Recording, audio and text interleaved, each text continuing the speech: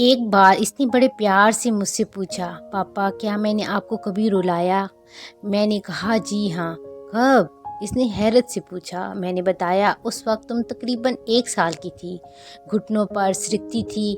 میں نے تمہارے سامنے پیسے، قلم، کھلونا رکھ دیا کیونکہ میں دیکھنا چاہتا تھا کہ تم تینوں میں سے کسے اٹھاتی ہو۔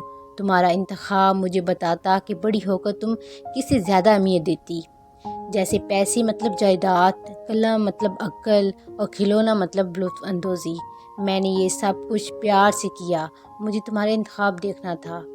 تم ایک جگہ مستحکم بیٹھی ٹکر ٹکر ان تینوں اشیاء کو دیکھ رہی تھی۔ میں تمہارے سامنے ان اشیاء کی دوسری طرف خاموش بیٹھا تمہیں دیکھ رہا تھا۔ تم گھٹنوں اور ہاتھوں کے زور سرکتی آگے بڑھی، میں سانس روکے دیکھ رہا تھا، اور لمحہ بھر میں تم نے تینوں اشیاء کو بازو سے سرکا دیا اور ان کو پار کرتی ہوئی آ کر میری گود میں بیٹھ گئی۔ مجھے دھیان ہی نہ رہا کہ ان تینوں اشیاء کے علاوہ وہ تمہارا ایک انتخاب میں بھی تو ہو سکتا تھا۔ وہ پہلی اور آخری بار تھی بیٹا جب تم نے مجھے رلایا، بہت رلایا۔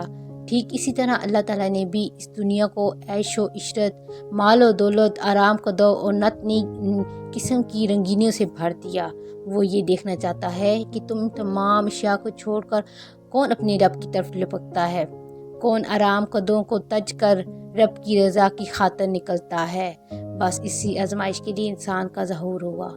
فَفِرُّوا إِلَى اللَّهِ، پس بھاگو اللہ کی طرف۔